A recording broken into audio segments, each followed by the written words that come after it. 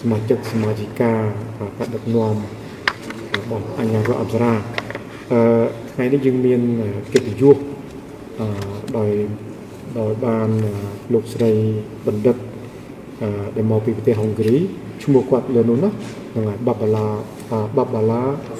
សាវ៉ាលោកស្រីជាអ្នកស្រាវជ្រាវសប្តាហ៍ថ្ងៃនេះអ្នកស្រាវជ្រាវជាន់ខ្ពស់នៅមជ្ឈមណ្ឌលសិក្សាខ្មែរ CKS ចាំនៅសៀមរាបលោកស្រីបញ្ចប់ថ្នាក់បណ្ឌិតបានរៀនថ្នាក់បណ្ឌិតចប់នៅឆ្នាំ2019ហើយប្រធានបទដូចអ្វីដែលបានសរសេរនៅនេះចឹងតាក់ទងជាមួយនឹងបន្ទាយស្រីតាក់ទងជាមួយនឹងចម្លាក់នៅសតវត្សទី10ណាមិនមែនជាការសិក្សាអំពីបដិមាសាសសុទ្ធដូចនឹងព័ត៌មាននេះបានផ្សាយនោះទេណាគេថាយើងខ្ញុំមិនដាក់ដំណងជើងដើម្បីឲ្យទូលំទូលាយទៅឲ្យវាពិបាកក្នុងការបកស្រាយរឿងដែលនិយាយហើយនឹងរឿងដែលនៅក្នុងបណ្ឌិតរបស់លោកស្រីគឺតាក់ទងជាមួយនឹងដូចប្រធានបទនឹងចឹងបែរថាទៅលើរឿង3ផ្សេងគ្នាគឺថាពីរឿងរ៉ាវនៅក្នុងគម្ពីររបស់ឥណ្ឌាហើយយកមកឆ្លាក់នៅលើចម្លាក់ហើយឆ្លាក់នោះគឺមិនមែនឆ្លាក់ទាំងស្រុងទៅលើអ្វីដែលបានមើលក្នុងគម្ពីរនោះទេគឺថាឆ្លាក់ទៅតាមប្រពៃណីទំនៀមទម្លាប់របស់ម្ចាស់ស្រុកមករបស់ខ្មែរគេយើងយកពីគេប៉ុន្តែយើងមិនឆ្លាក់ដូចយើងទេឆ្លាក់ដូចនៅស្រុកនឹងវាទេតាមក្បួនទេតាមទម្លាប់ខ្មែរដោយជាពិសេសលោកស្រីបានពិនិត្យមើលទៅលើសម្លៀកបំពាក់ទៅលើឯកសណ្ឋានសម្ពុតទៅលើនឹងទាំងប្រុសទាំងស្រីនៃទេពនីមួយៗដែលជាការមួយសំខាន់ឲ្យយើងដឹងពីប្រពៃណីនៃការស្លៀកពាក់ប្រពៃណីនៃរបបរស់នៅដែលជាអរិយធម៌ណាដែលជាអរិយធម៌រប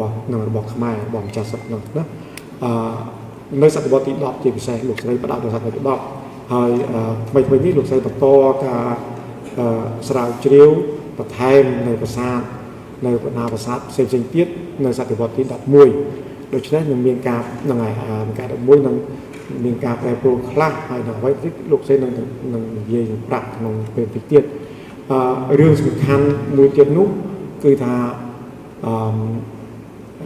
ឯកសណ្ឋានសម្ពុតសម្លៀកបំពាក់ដែលបង្ហាញនៅលើជញ្ជាំងប្រាសាទជា1000ឆ្នាំនេះគឺនៅមានទឹកតាងផតាងដែលនៅបន្តប្រើប្រាស់បន្តស្លៀកពាក់មកដល់ទល់សពថ្ងៃជារឿងមួយដែលជាយើងពិចារណាយ៉ាងសំខាន់ទៅលើប្រពៃណីដែលប្រពៃណីនៃអរិយធម៌អង្គរមិនទាន់បាត់បង់ដែលនៅមានដល់សពថ្ងៃប្រៀបដូចជាមរតកវប្បធម៌រស់ដែលសពថ្ងៃដែលយើងអាចមើលរំលងហើយយើងអាចនឹងឃើញនឹងភាពឆាតឆាយនៃវប្បធម៌បង្កើតថ្មីនៃប្រទេសជិតខាងហើយយើងព្រៃកអោរំជើបបញ្ជួលចម្លងតាមគេទាំងស្រុងជាពិសេសគឺអ្នកដែលតុបតែងខ្លួនមកមើលប្រាសាទអង្គរវត្តរាល់ថ្ងៃនេះ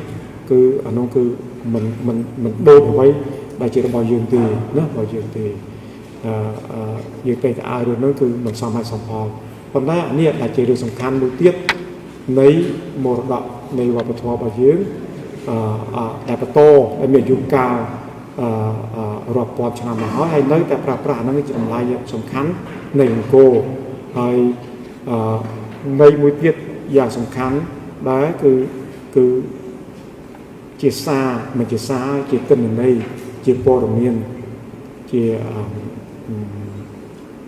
ធននោះជាធនសម្រាប់អ្នកដែលប្រកបមុខរបរគ្នាយើងនេះខាងទេសចរអ្នកទេសចរនេះដើម្បីជារឿងមួយដែលយើងអាចបញ្យល់ភ្ញៀវអំពីរឿងថ្មីណារឿងមួយថ្មីទៀតទស្សនវិជ្ជាថ្មីមួយទៀតនៃវប្បធម៌ខ្មែរដែលយើងមើលនេះយើងមើលចម្លាក់ ហើយមិនមែនបាត់បង់តាណាទេវានៅហ្នឹងអាហ្នឹងយើងចាប់ដឹងហើយទៅមួយទៀតជារឿងសំខាន់នោះគឺយើងមានសារមន្ទីរវិជ្ជាភ័ណ្ឌអ្នកពិសូចន៍ណាអ្នកពិសូចន៍ទៀតយើងភ្ជាប់គ្នាមួយទៀតដែលមានយូរមកហើយប៉ុន្តែមិនសូវមានរឿងចាប់អារម្មណ៍ដូច្នេះអាហ្នឹងហើយយើងចង់ធ្វើយើងចង់ភ្ជាប់រវាងអតីតកាលមកដល់បច្ចុប្បន្នហ្នឹងហើយប៉ុន្តែចំណាប់អារម្មណ៍មិនទាន់មាននៅតាមផ្សេងចាប់អារម្មណ៍ដូច្នេះហើយអាហ្នឹងគឺយើងទាំងអស់គ្នាដើម្បី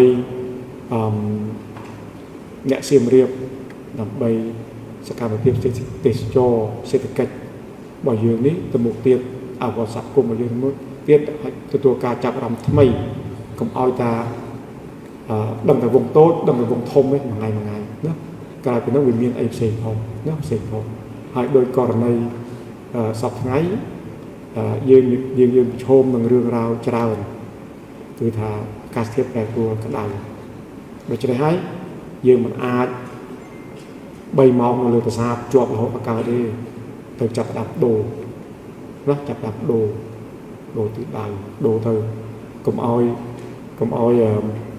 នឹងហើយភ្ញៀវដែលមកស្រុកយើងនេះមានដូចថា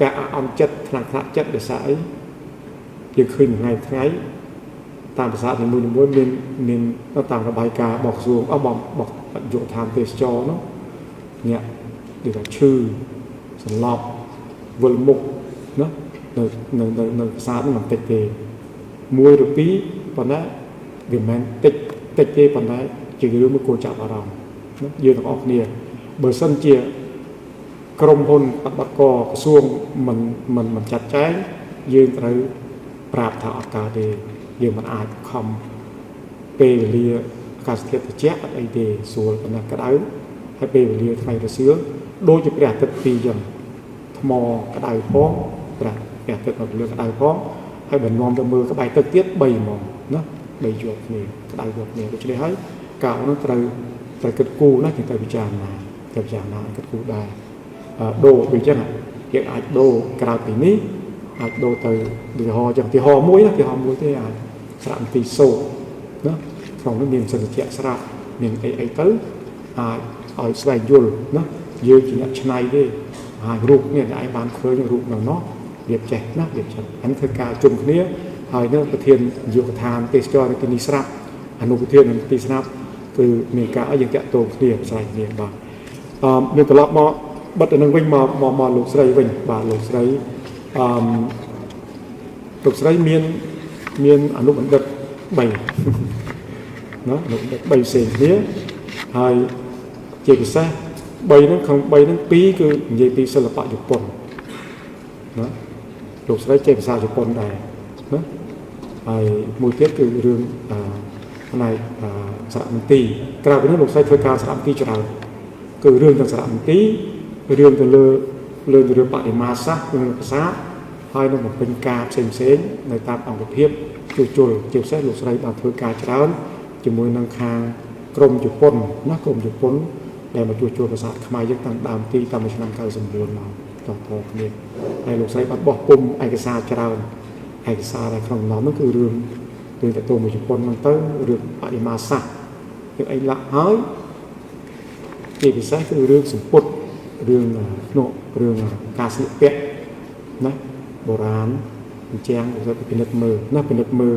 សង្កេតមើលដូច្នេះហើយមិនមែនការបាត់បង្ហាញនេះគឺមិនមែនប្រើប្រាស់សម្ពុតហ្នឹងមិនមែនតាមភ្នែកមនុស្សធម្មតាគឺតាមភ្នែកតាមខ្សែភ្នែកនៃអ្នកស្រាវជ្រាវហើយអ្នកស្រាវជ្រាវហ្នឹងគឺមិនមែន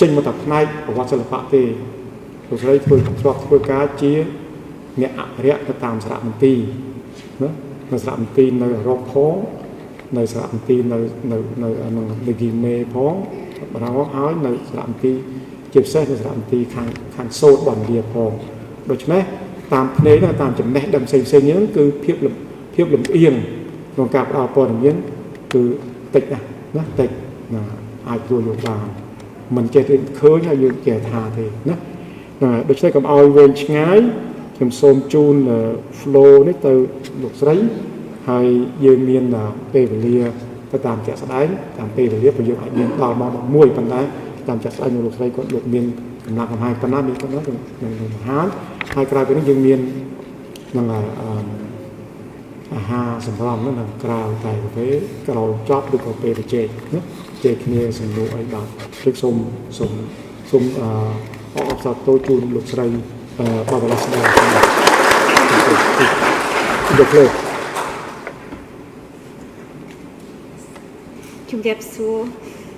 I'm sorry, but my Khmer language knowledge is not enough to speak in Khmer, so you have to listen to me in English. Good morning, everyone, and first of all, I would like to thank you for this really nice introduction of myself, and I would like to express my sincere gratitude to the Apasara National Authority for inviting me to speak today. I am really thankful to Apasara National Authority and especially Mr. Sotira for the continuous support I got during my research, which started more than a decade ago in Banteay Srei, and I really deeply appreciate the opportunity that finally I can present my results here and I can share my work with you. I got a really nice introduction, so I don't really have to speak about myself, just maybe one more detail. Besides my degrees and my museum jobs, from the college times, I was working as a tour guide, and later on I organized and led cultural tours, first in Europe and then in Southeast Asia, especially in my beloved Cambodia. So I am really happy that I can share my results to colleagues who are working on the field on a daily basis and who, like myself, keep it in mind all the time that the guests are coming here to Cambodia to learn something about Angkor, of course to enjoy their holiday, but our common goal, I'm sure, with you, to let the guests going home from here with some knowledge about Cambodia, which might even change a little bit their philosophy of life, and they understand more than just to visit cultural heritage or World Heritage sites. Our goal is to add a little bit more to this story. So thank you again for this opportunity, and I hope that my findings will help you to interpret Banteay Srei even more in the future. I know that all of you probably know a lot about Banteay Srei, but maybe I can add a little more to that. Push this. Yes, just a little picture of Banteay Srei. So in 2013, I got the opportunity to come here to Siem Reap and spend almost 6 months researching Banteay Srei, and this lecture, yes. Oh, sorry. Try not to moving when I'm talking. This lecture is based on that long-term research results. My research started with a simple visual observation, and that observation happened in Paris, not in Cambodia, but it happened in Paris while I was still in the university, studying as a historian. I came across this beautiful pediment, which was originally in the third eastern gate, Gopura of Banteay Srei, but now it's in the Musée Guimet in Paris, the famous abduction of Tilottama depiction. And I realized that unlike most 10th century temples, Banteay Srei presents on the same composition different type of attire. We all know that everybody was wearing some kind of sampot at that time, like the traditional costume now. And for the first sight, you look at that picture and you just see a lot of sampots on the picture. But if you just take a look at the two demons, Sunda and Upasunda, and their sampots, and then you take a look at the figures who are kneeling around them, those two sampots are significantly different. And that was the... Yes? Some pointer. This is a pointer? Yes. Oh, and what do I do? This one, yeah. no, it, sorry, maybe this one. Yes. So this sampot and these sampots, especially, you can see it here, are significantly different. And if you start looking at all of the other temples in the Angkorian period, including the ones nowadays in Laos or in Thailand, you will notice that Banteay Srei is way the earliest example for this. Earlier scholarship, mainly Banteay Srei, established typologies of Angkorian dress and linked them to stylistic period. We all know about Banteay Srei style, Angkor Wat style, Bapuan style, and all of the other styles. And the costume types are in relation with these stylistic periods.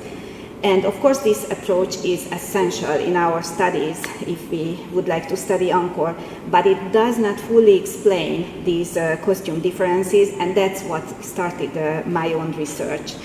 I observed directly the bas-reliefs at Banteay Srei, and then I tried to confirm Banteay Srei's categories, which he established in his famous book, La statuaire khmer et son évolution in 1955. And since him, there is nothing about this topic in our literature. But his categories did not work with this particular pediment in the Musée Guimet.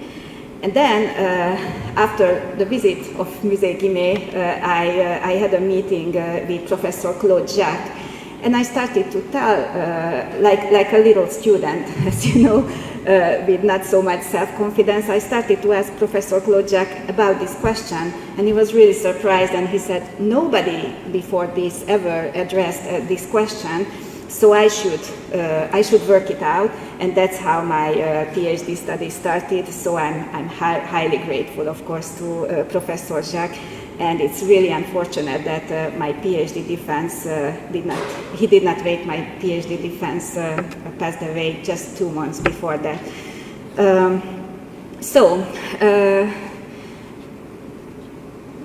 I started to concentrate strictly in my research to Banteay Srei, and I tried to get away from this system in our head, which includes the Banteay Srei style, and try to look the costume and approach to this from a really different perspective. So, and that's what I suggest to you also, to shift this perspective. The costume is not a passive decorational object. Was not a passive decorational object, and it is not now. The costume is always an active visual language. If you just think about now, what you wear today, you know what you should put on today. Even those, and you are mainly men, and men is famous about not really care about what they wear. I'm sure you were not thinking about it as much as I did before I came this morning, but still, you exactly know what not to wear for this occasion and what to wear this occasion. And then if you go to a ceremony, you exactly know what to wear according to your social rank, to your exact position in your family, to your social rank or position in the real life, the occasion itself. And of course, there is one more thing which is the most important for the most important part of our research or our approach to costumes, the trend. The trend really influences our costume, and it was the same everywhere in the world where people could afford choosing what they were. Of course, I'm not speaking of everybody, but those social rank who can choose what they were, they knew exactly what they wanted to wear, plus there was a constant influence of the changing trend. And I believe that we can catch that changing trend time to time on the Angkorian reliefs, and if we can, and if we can prove it, then we can once more bring back these temples to life and not just consider them as simple decorational imprints of the past. So that's my approach, and that's what I would like to share with you. But first of all, the research questions, because those were important, of course, in my, I put the two names on it. My central research questions were, as I mentioned already, why multiple sample types are depicted on the walls of Banteay Srei, and especially why they are depicted in the same exact narrative episode or narrative depiction. Why do figures of clearly different social rank sometimes wear similar attire, while figures of the same mythological character or identity appear in different costumes in different stories? And the main result would be, and is not just would be, that sometimes costumes can help us identify characters which doesn't have the attributes. Maybe they were not even depicted them, or they lost their attributes because of the damage or incompletement of the reliefs. To answer to these questions, I created a detailed catalogue in Banteay Srei. It consists more than 500 carved figures. So all of the carved figures in situ in Banteay Srei. Also, I included all of them which are in different museum collections, including the Metropolitan Museum, or of course the museums here in Cambodia and France. And I classified them by gender, garment type, hairstyle, headdress, jewelry, and belt. And then I compared all of this data with reliefs and sculptures from the Koker period, also Prerup, East Mebon, Niemrup, the little temple behind the North Kliang, and some other early 11th century monuments. And the whole catalogue is itself kind of a unique approach, because according to my knowledge, nobody before me made this kind of catalogue. But the catalogue, of course, by itself it only gives us data. So analyzing the catalogue was the biggest result, and also the more enjoyable part. Of course, I cannot share with you all of the details and results at this time during this lecture, but I try to show you the most interesting and exciting examples. But I'm more than happy to share, if you are interested, I'm more than happy to share later more details. I really researched all of the characters in Banteay Srei, so I'm quite familiar with them. I named them. Sometimes I was talking with them, and I'm really happy to share whatever I know. Just a quick review, because you all know a lot about Banteay Srei. We know that thanks to that particular stone inscription, that it was founded in 967 in Ishwarapura, which was not a royal capital, but it was probably a regional center. We also know that it was not established by a king, but by a Brahman, Yajnavaraha. And this fact alone distinguishes it from most of the Angkorian temples, and may partially explain the intellectual and experimental character of Banteay Srei. Also, we all know that the extraordinary refinement of its carvings implies either the presence of a high-skilled local workshop or the temporary relocation of master sculptures. Some of my colleagues research that aspect, which is a very important aspect, who actually carved Banteay Srei, which was far enough from the capital that a daily move from the capital, this almost 20 kilometers, was not possible. Thanks to the inscription, we know a little bit about Yajnavaraha. We know that he was the guru of Jayavarman V. We also know his family members. We know that they were all very knowledgeable, but that's all we know. We don't know what kind of books they read, what version of the Hindu epics they knew and they used. And most importantly, we are sure that they used the Hindu iconographical rule books, and the architectural rule books, the Manasaras, but we have no idea which version they used, which would be essential to know, not only in the case of Banteay Srei, but of course in the case of every Angkorian temple.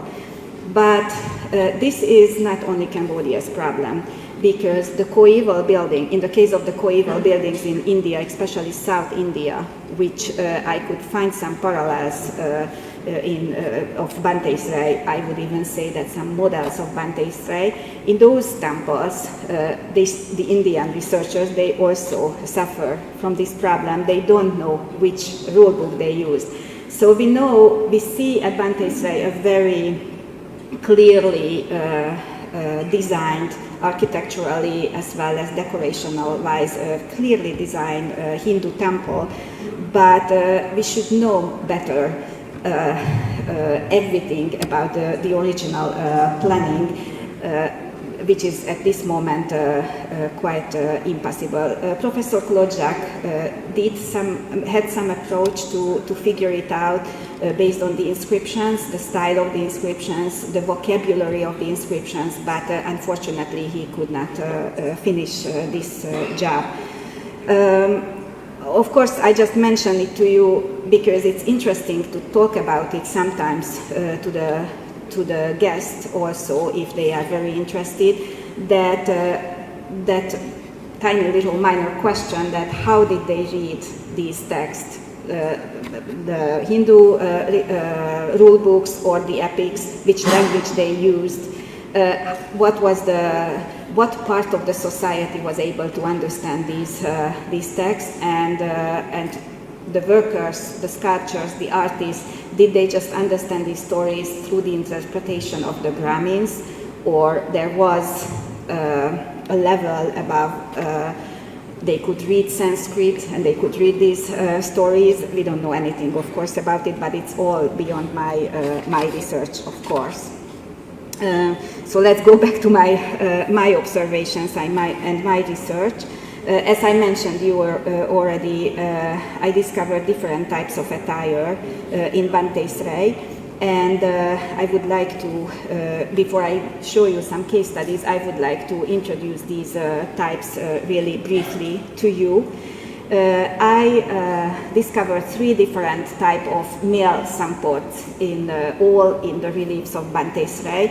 I have to exaggerate the reliefs because the statues are a different question. We found a lot of, well, not we, the FAO found a lot of statues in Banteay Srei, but they are for sure not all from the 900s. There are later additions to the temple, so it's really hard to research the textiles depicted on the statues in Banteay Srei, except for some very important statues, like, for example, the Shiva and Parvati, or Shiva and Uma big statue. So today I strictly present you the bas reliefs where I could build and establish a system and categories.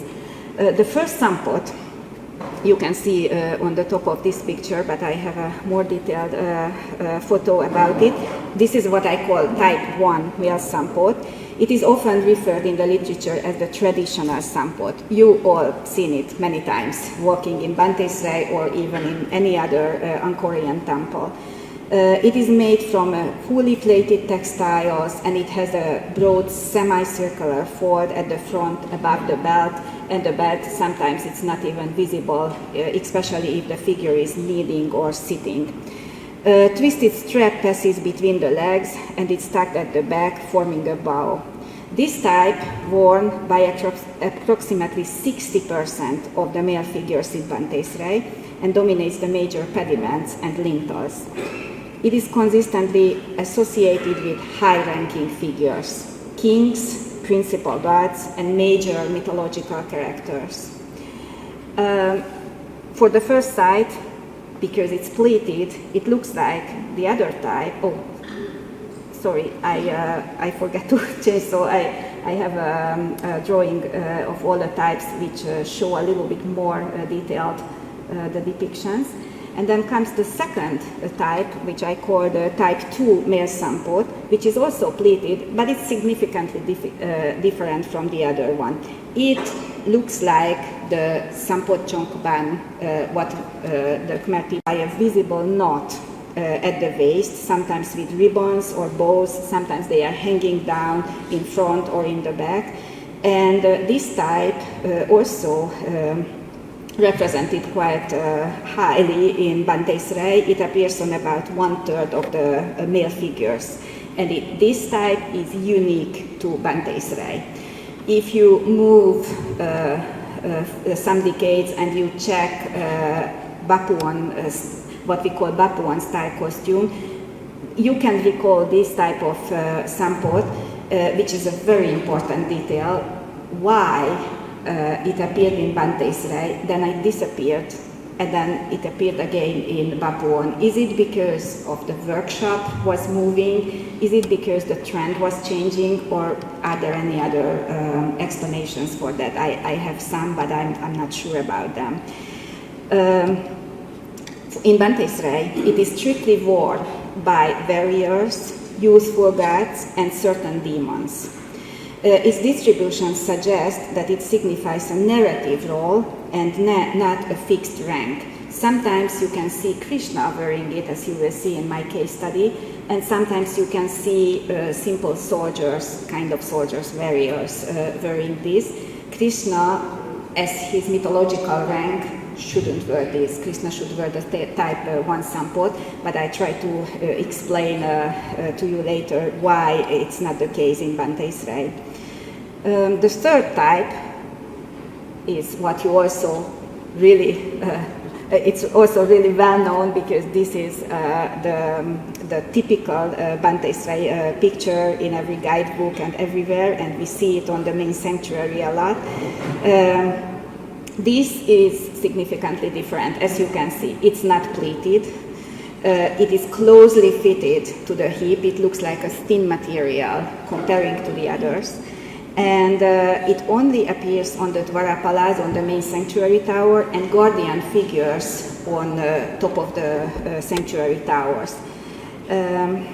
So it's restricted, and this use suggests a specific iconographic function.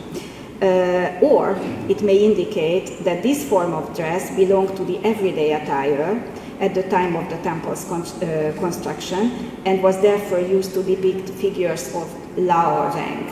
And this is a very important question, because if you think about the word's art, usually of course I'm more familiar with the European art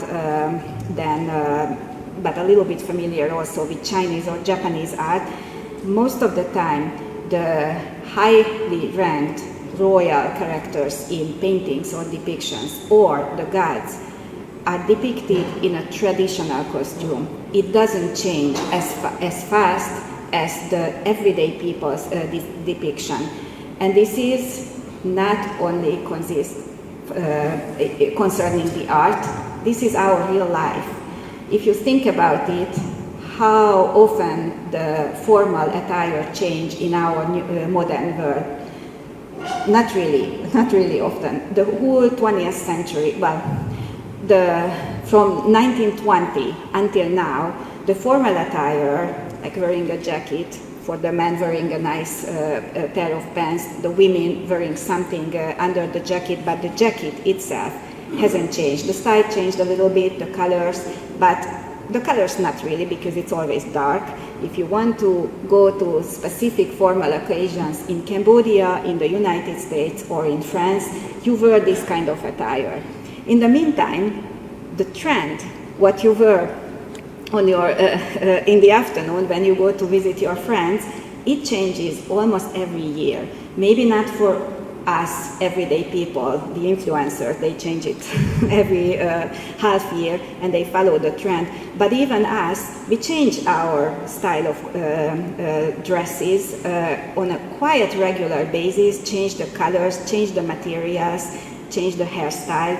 The formal attire still stays the same, especially for the leader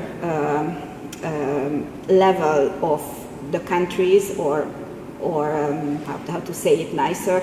So the royal attire in Cambodia or the government's attire in France doesn't really change for a century or even more. And that's a very important point, because why do we think that it was different 100 years ago, 500 years ago? Probably it was the same. The god has to be depicted like this. The king has to be depicted like this. And then there were the other everyday people. The time changed, the clothing, what the people were wearing changed. And when Yajnavalkya, or one of the other guru, designed this temple and gave order to the sculptures to depict Shiva or to depict Vishnu or Krishna, they of course strictly followed the rules how those characters should have been depicted. But when the designer, with this modern word, the designer of the temple said, okay, and then here should be this kind of decoration, that kind of decoration, everyday people around, the sculptures probably had a little bit more freedom. And also, it was very important, since it's a visual coding, that the Dwarapalas should look like lower ranked people. And how can you easily present it to the visitor, to everyone, to even the guides who are looking at this temple? The clothing is everyday clothing, and the royals and the deities still keep the royal attire. So this, of course, I cannot state it and I cannot prove it, but in my opinion, or at least I would like to suggest, that this male sampot, the type 3 male sampot, could have been the one what they were actually wearing at the time when Banteay Srei was built. A drawing about it, and then the fourth costume what you can see in Banteay Srei, rarely of course, is the loincloth. Only on specific male characters. It is worn by figures who exist outside the courtly society, such as, for example, the ascetic Shiva in the form of Kirata, or the Vanara brothers, Valin and Sugriva. They wear this type of clothing, and it's consistent. The female sampots, there is not as many as the male sampots, but of course not as many female characters on the walls.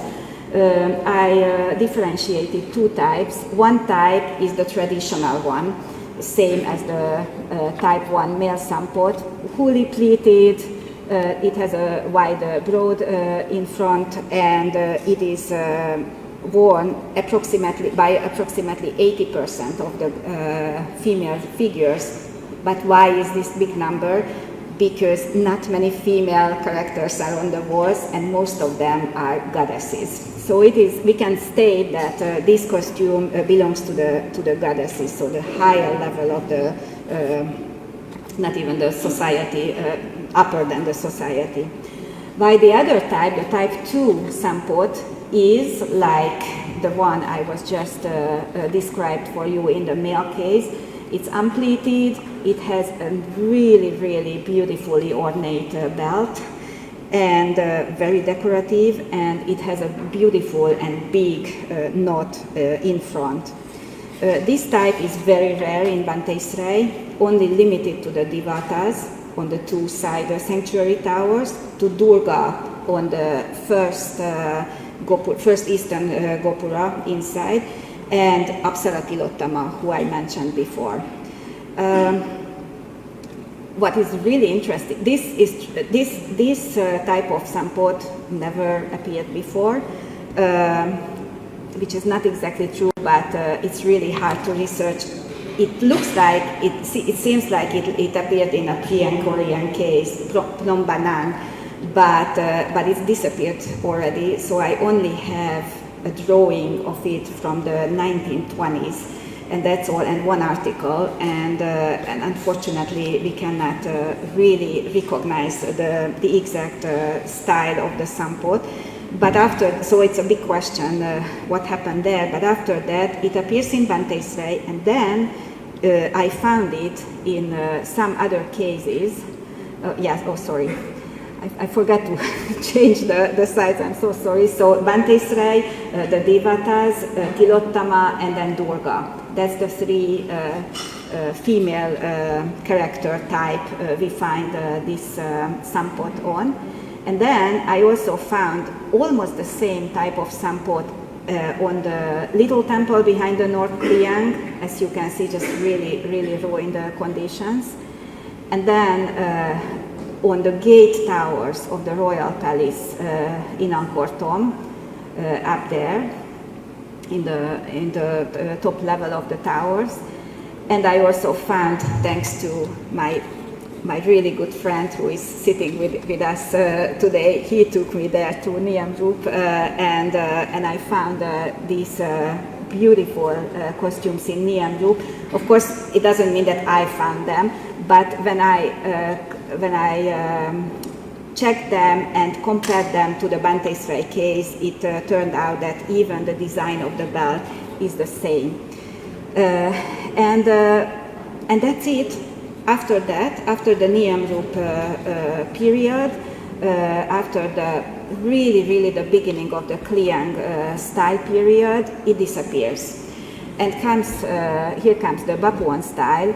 You can still see that in Bapuan the costume is lighter than the previous period's heavy pleated costume, but it becomes pleated again. The belt is beautiful and elaborated, but nothing comparing to Banteay Srei. And what is really important, and again for tour guides to point out, that you can tell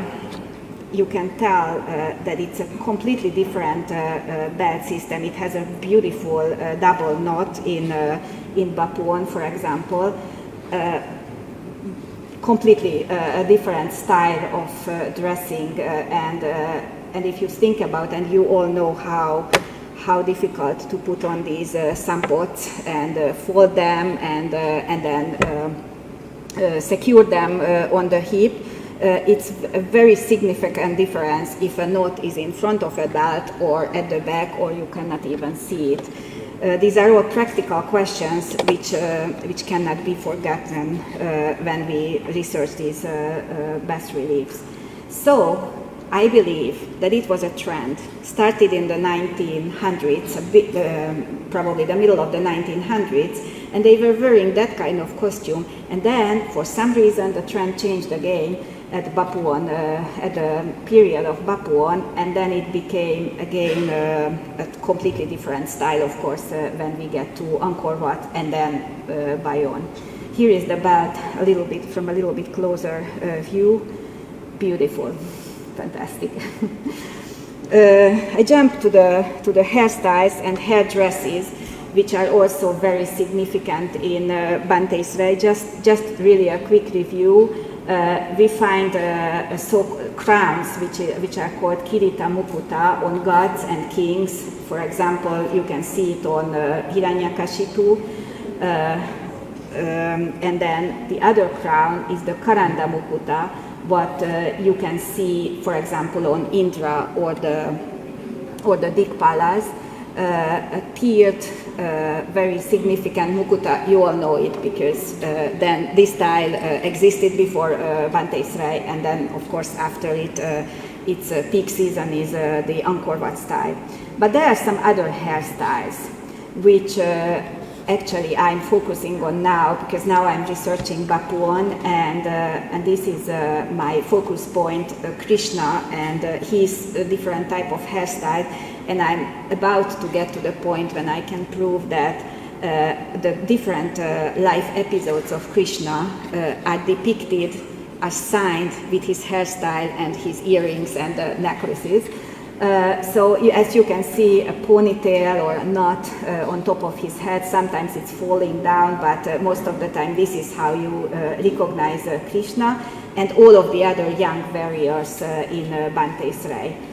And there is another one, the Shinon, the ascetic Shinon, which is usually Krishna's headdress, Shiva's headdress for obvious reasons, but in Banteay Srei it appears in some other carefully controlled context. For example, the duel between Valin and Sugriva, Rama, and of course it appears on all of the ascetics in Banteay Srei, but then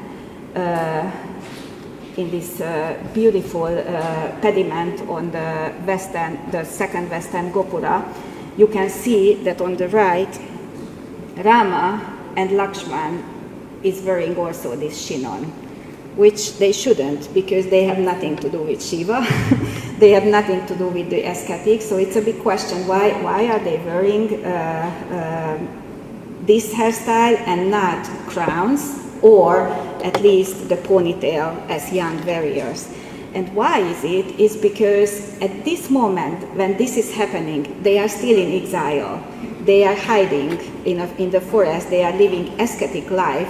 So although his rank in the mythology is much higher than wearing simple clothing and simple hairstyle, but this little detail of the hairstyle shows that they did not get back their power. They are still just little hiding forest people.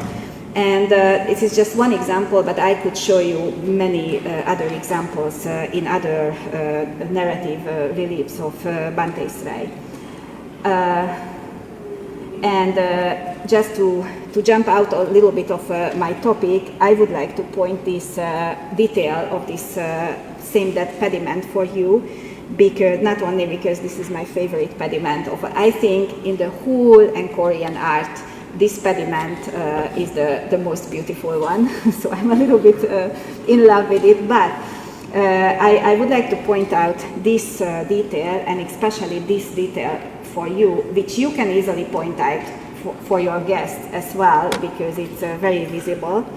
So in this particular detail, on Sugriva's head, the sculptor carved the ribbon securing the headdress at the back of the head.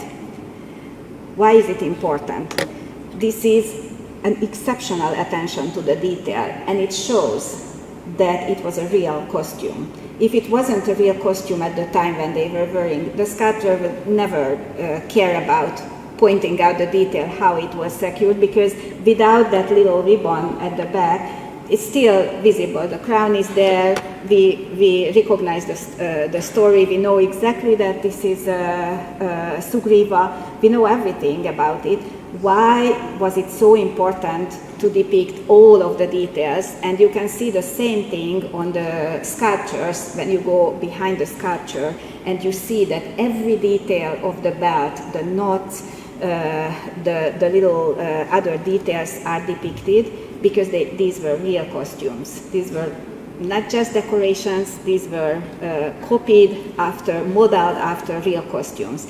And I believe that it could be interesting for visitors also, because at this moment, when you explain it to them, and you can even show it to them, how it was fixed on the head, they realize that, oh yes, these are not just paintings in a nice book. These are real things, and the Angkorian people were wearing these crowns. At least I highly believe that it's important to show to the people. I don't want to talk too much about the demons. They have this typical curly hair. It's consistent in the whole Angkorian period, so there is not too much to say about them in Banteay Srei. But again, a little game for your guests. If you explain to them that they can recognize the demons from the curly hair, then you can make them play a little bit to find some of the demons, which is not so easy to find. You probably know, but for example, on this relief on the southern library building, there is one demon which has the curly hair and which also has the earrings, which I will explain in a minute. so they can recognize when they are a little bit bored of all of the stories and Jayavarmans and data what we pour on them in this in this hot temperature. I usually start playing with them a little bit. Can you recognize an elephant somewhere on the wall, or can you recognize a demon from the hair? I think it just makes it again a little bit more not only funny but real for the visitors. And also, as I mentioned already on this demon, have you ever realized that there are 6 different types of earrings just in Banteay Srei on the walls? According to my knowledge, maybe there are even more. There are the lotus bud earrings, which we all know because they are everywhere in the Angkorian period, and the majority of the figures are wearing it, especially the high-ranked characters and the deities, and even the previous and the following period. And we can exactly reconstruct these earrings thanks to some archaeological findings, which this is one of them, which recently repatriated, as you all know, and now finally we can admire it in the Phnom Penh, in the National Museum in Phnom Penh. And it's besides the fact how fantastic this finding is and how bad the story of it, the previous story of it, it's exceptional because we can see how this earring exactly was attached to the ear, and it was so heavy that it pulled down the earlobe. And you can easily explain it to your guest, again, speaking about something which is just a tiny detail, but it makes them realize that, oh yes, wearing long earrings is not something what we can just forget about. And also, we can tell them that the statues were also wearing jewelry, as this example shows quite nicely. The other type, which is a typical Banteay Srei type earring, is this disc-shaped earring, and we also have some archaeological remains which show how this earring was real. This is also in the newly repatriated collection in the National Museum. Just sorry, a really bad picture because they cleaned the display so nicely that it's hard to take a picture on it. And the third earring, which I like to talk about, is this simple disc-shaped earring on Krishna and his brother's ear. And you can also see it on some of the female characters on some of the pediments. This is very important because, for me at least, because I think that if you see this type of earrings, it's most, and on a man, it's most probably Krishna. So even if you are not sure about the character from the iconographical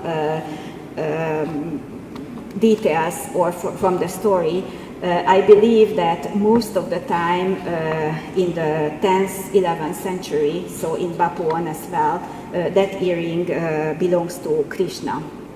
There are a fourth type of earring only in Banteay Srei, where you can see it looks like just pearls around the earlobe. It's really not easy to recognize on my picture now, but for example, she's wearing that earring. And that character is interesting because she is wearing an earring which is strictly connected to the demons. I will get back to here, but this is a typical earring for the demons. From Prakko to the Leper King Terrace, so in the whole classic Angkorian period, the demons are depicted with this type of earring. You can see it also on the oh, sorry, it's something is not perfect, but but you can still, it's broken, but you can still see the Dikpala's ears. But if you check any of the depictions, really from the Leper King Terrace back to Lolei, the demons are wearing this earring. So it's a big question, partially my question about earrings. Who is this character in Kamsa's court, who is a woman who is wearing a traditional woman's sampot, but she's wearing, obviously she's wearing a demonic earring. I still didn't find the explanation for that. This is a very important detail again, what you can use when you read the bas reliefs, the narrative reliefs, for example in Bapuon. If you are strong enough to climb up to Bapuon, I know not every guide likes to climb up to Bapuon, but if you do it and you take the effort and read it together with your clients or with your guests, it's really fascinating how many times you can recognize demon female characters on Bapuon thanks to this earring.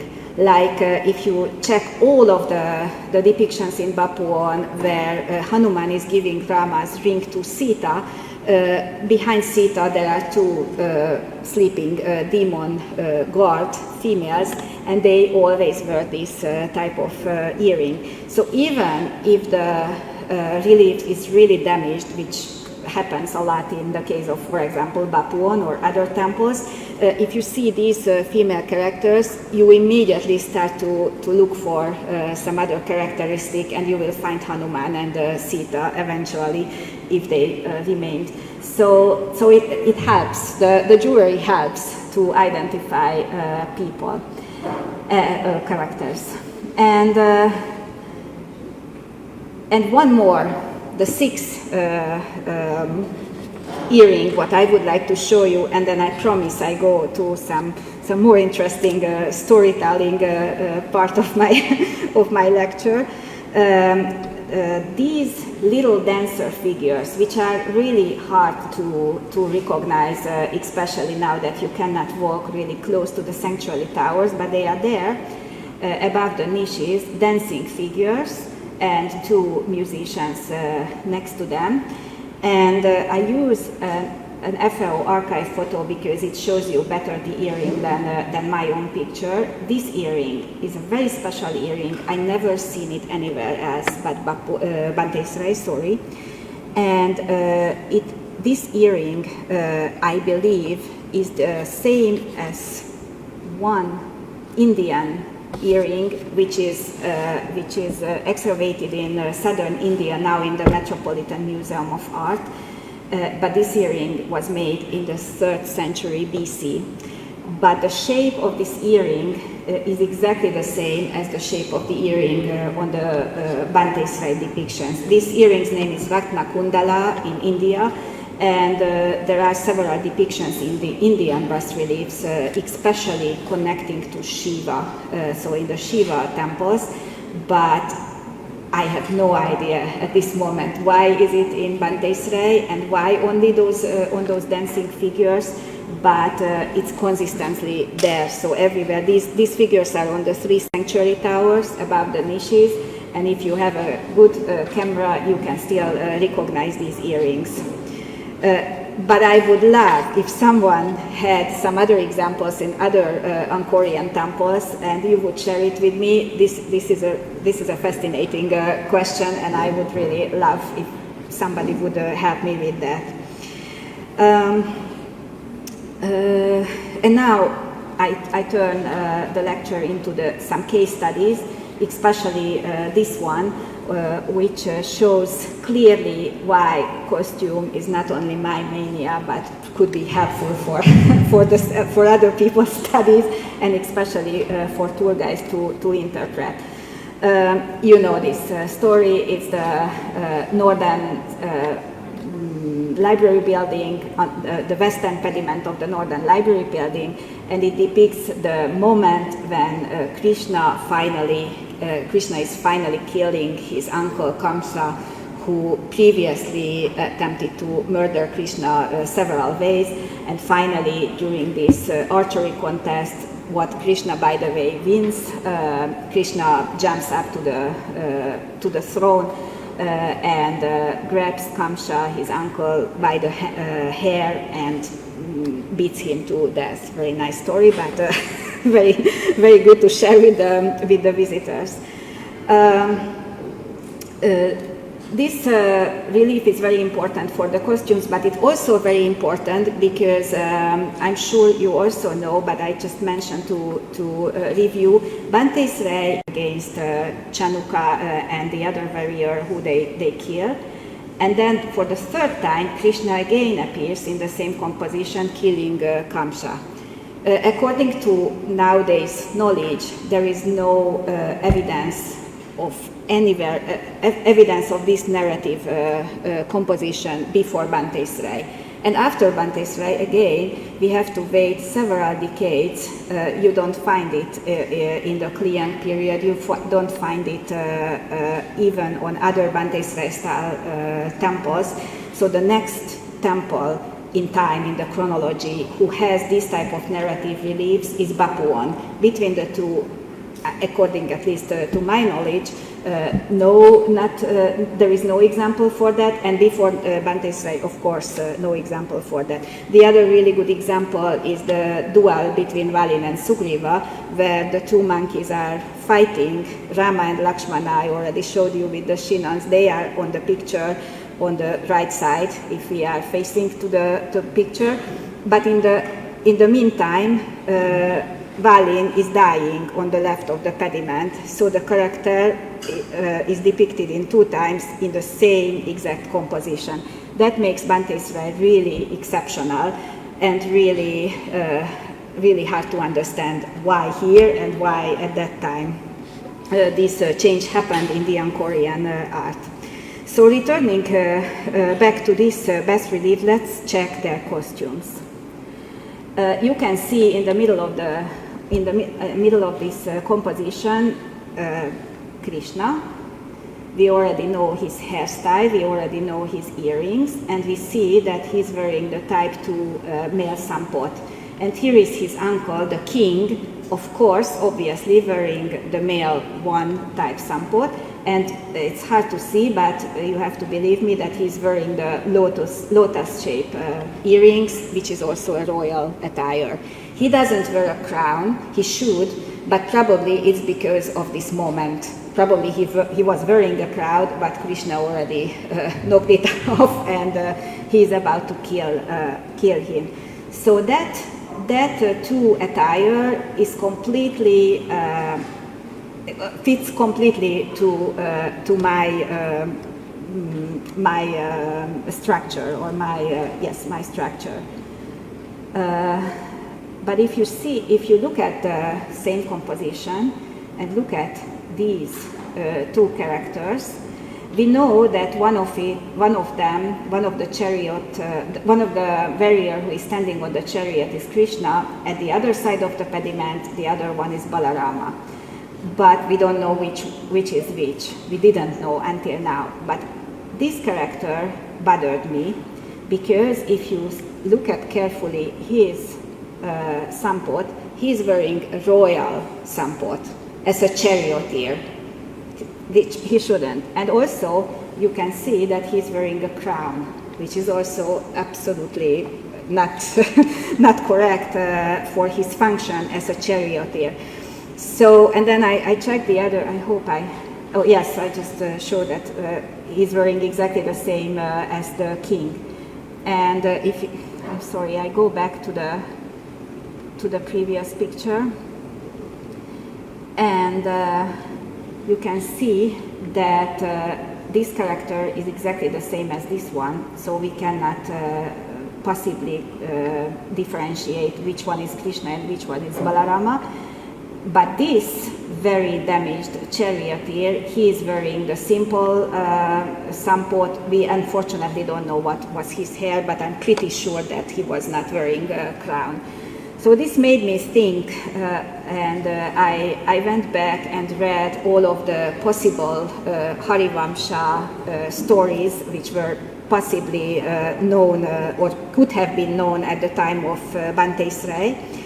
And there is a little partial story about Akrura, who was also the uncle of Krishna. He was sent to find Krishna by the evil Kamsa, but instead he found the two brothers hiding in the village, but instead of killing them, he warned them about Kamsa's evil plans, and he suggested to Krishna to participate to this contest in Kamsa's court.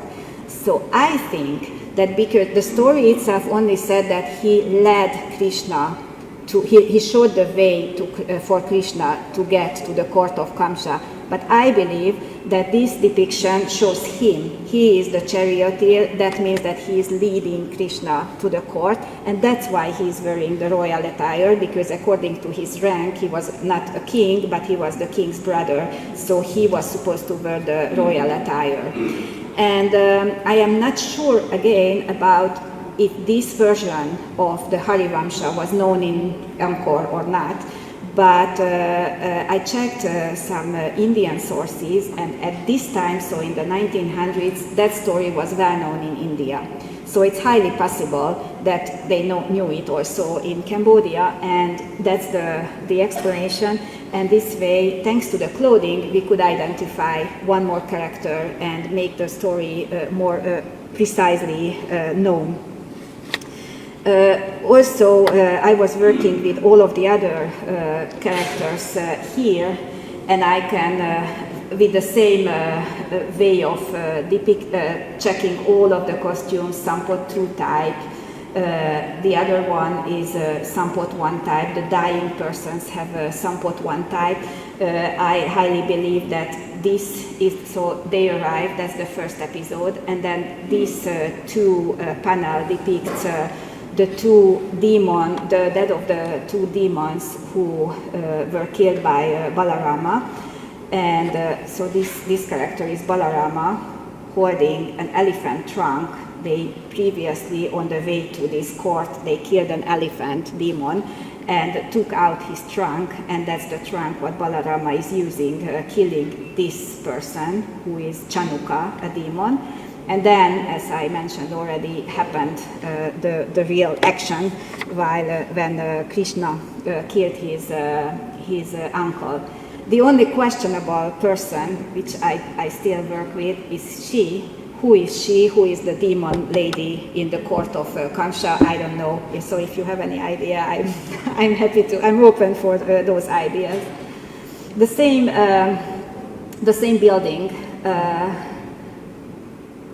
Just the eastern pediment, as you well know, this is the other beautiful narrative reliefs in Banteay Srei, although it only depicts one episode and not several episodes. It is, I believe, this depiction is from the Mahabharata, the burning of the Khandava forest. Previously, the previous literature and guidebooks, they interpreted this scene as of Krishna and Balarama in the Vrindava forest from the Mahabharata, from the Harivamsha. But so many the guidebooks still use that. But Professor Klodjak in 1997 suggested another interpretation, and I believe that that's what we should use. According to that, Agni, the fire of God, wanted to consume this forest, but Indra was against it, and Indra flooded the forest with a pouring rain, and so Agni could not burn up the forest, and Agni asked the help of Arjuna and Krishna, and they, as you probably know, they stopped the rain by firing millions of arrows, and this arrow filter stopped the rain, so the forest was not flooded, and Agni could eat the forest, burn it up. So I also, of course, checked the figures. This is Arjuna. As you can see, he's also wearing a chinon and not something else. And why? Because during this story, Arjuna was in exile. Like as I presented you, Rama and Lakshmana, they were in exile. they were living ascetic life, so they were depicted with chinos, as like Arjuna, who is also he has something here, but the hair doesn't wear a crown. It's just a chino. And Indra, of course, wearing the royal crown as he should wear. The only problem is his sampot, because I don't know why he is not wearing the royal sampot. That's again a question, like on the other side of the pediment, which I'm working on. It's still questionable. There are two other male figures on this pediment in the forest between the animals. And Professor Klojak said that he has no idea, these are just probably ordinary people who are depicted between the animals. But although it is really, it's not in a really good shape, I think I can recognize the two teeth on the face of this character. I can also, you can also recognize the disc-shaped earrings, which are not the same as Krishna's earrings. They are also in the earlobe, so they are the demonic earrings. And with the demonic earrings and the tooth and also the royal attire, I suggest that he should be a demon. So again, I checked all of the versions of the stories, and there is a demon character living in the forest. Actually, he was the only one who survived this fire of Agni. His name was Maya, and he survived it. Nowhere else in Angkor I found any depiction of him, but I believe that that's him. The other character is not a demon. He doesn't have the earring. He's probably someone who came with Krishna, maybe a servant, or comes with the demon for some reason. But this demon, his size, his central location of the whole pediment, and these little details indicate for me that he could be Maya. So both sides of this library building, we could recognize and identify some characters thanks to the clothing, and of course thanks to strictly read word by word the textual sources as well. And we just step a few steps away, and the first eastern gopura, the lintel of the first eastern gopura, has this extremely beautiful depiction. Unfortunately, somebody stole the head. Oh, this is too small on this picture, but so I used the FAO archive pictures taken in 1922 when it still had the head. So you have to believe me, because I checked this old picture, that it has the ponytail, this character, and you can see the earrings, which you already know that these are the earrings belong to Krishna, and it has a very special necklace. There is, according to our knowledge, there is not any story about Krishna where he kills an elephant or fights against an elephant and a lion at the same time. So this is a very problematic composition. Banteay Srei has one in a very important place, since it's the first gopura, first eastern gopura under the dancing Shiva.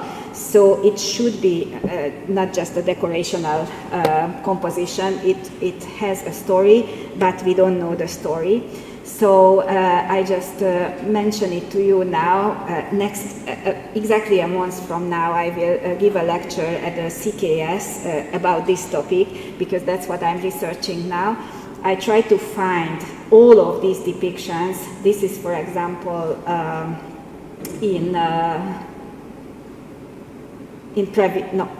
sorry. This is in the Battambang Museum, so probably from Phnom Banan, where you can see a very damaged figure with a ponytail and fighting against an elephant and a lion. Or you can see an also very damaged, and now unfortunately even more damaged pediment in Previr, where if you look at it, this is the elephant and this is the lion, and he has a ponytail. Unfortunately, I cannot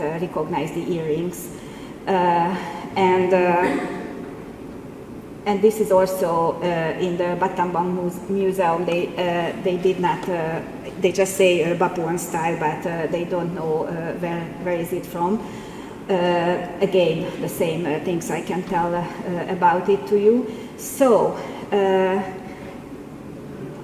until now, nobody called it Krishna fighting against lion and elephant, because we don't have a story like this, and we don't have a story like this. But from the costumes, especially the hairstyle and the earrings and this particular necklace, I highly believe that these are all Krishnas, and we just have to find a story. Maybe it was a special Khmer story, it's not in the original Hindu stories. And this special necklace, what I mentioned to you, is only depicted in Banteay Srei on this lintel, and on the pediment, which is not on the walls now. It's you know, when you walk into Banteay Srei, it's on the right side. Krishna is lifting the Mount Govardhana, same hairstyle, same earring, and this special necklace. Nowhere else in Angkorian art you find this necklace, except in Angkor Wat with one pendant on the Apsaras, but that's probably a completely different story. The hairstyle, just some other examples for the hairstyle. This is from Wat Ek. Another beautiful example in the Battambang Museum. All of them are Krishna depictions. And then you have the same hairstyle, going back to my original pediment, you have the same hairstyle on the Asuras, because in this story they are not Asuras, they are young warriors, and that's why they don't show their real identity, so it's completely logical that they dress like this, and they dress like dress in the Samput, type 2 Samput.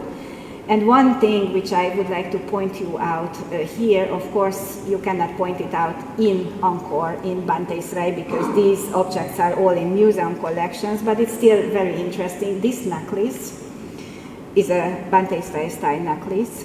You find it also in the other beautiful pediment now in Phnom Penh in the museum on Bima. And then you find in the recently repatriated beautiful and exceptional statue of Skanda the same necklace. This is from Kokker. So in the Kokker and Banteay Srei style, there was a special necklace, what you can recognize on statues. This was in the Metropolitan Museum from Bapuon, and now in the Bangkok National Museum. And all of it is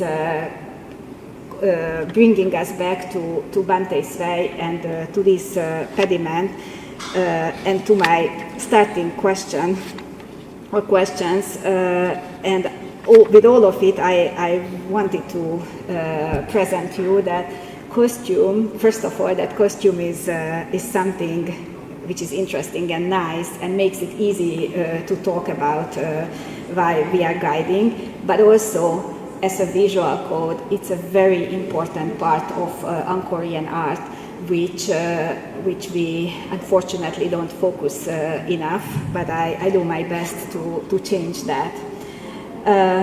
Now it's a mistake. I forgot to delete that slide. Sorry. As finishing my lecture, I would like to.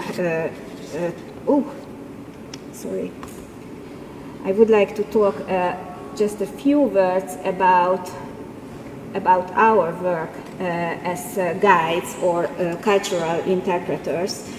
And again, why is it important what I'm sacrificing my time and my life? Why could it be useful for you, for all of you as well? So the textual sources and the inscriptions indicate that textile and jewelry were among the most valuable offerings donated to the temples. We know it from the inscriptions, how many silk, how many jewelry they offered to the temples. Also, I mentioned earlier, it's a very important thing that the statues of deities were dressed as well as now we dress the Buddha statues, or we even dress the Hindu statues as Buddhas nowadays, like in Angkor Wat. So the deities were dressed in real garments and real jewelry. The depicted garments were closely related to the real clothing worn by specific social groups on occasions, as I tried to present you previously. So observation of contemporary Khmer dress, especially the techniques, the wrapping, the folding, and securing the cloth or the headdress, provide essential insight into how these ancient garments functioned. This is a very important and very interesting approach for guides to interpret the carvings by explaining that the relief preserves knowledge about how the clothes work on the body. Guides can move beyond the abstract symbolism and help visitors imagine Angkor as a society of dressed, adorned, and living people. And Banteay Srei, it's easy to do it in Banteay Srei because it's so perfectly detailed. So one of the most powerful interpretive tools available to guides at Angkor is the connection between the carved stone and the living tradition. The garments represented in the bas-reliefs of Banteay Srei are not imaginary creations, as I wanted to prove it to you. They reflect real textile practices, real wrapping techniques, as I said, and real aesthetic principles that continue to survive in Cambodia today. The traditional Khmer dress, particularly the different forms of sampot, remains visible in contemporary ceremonies, classical dance, weddings, rural life, and even everyday context, even if it's a modified form and influenced by trend. By drawing attention to these living continuities, guides can transform carved figures into recognizable, almost living human beings. And for example, when the visitors see a villager wearing a sampot chongban, a wedding guest dressed in pleated silk sampot, or a classical dancer, what most of our visitors see while they are visiting, at least when they are visiting Angkor Wat, we can point out the tiered crown what the dancer wears, and then point on the wall of Angkor Wat and show the connection between the two.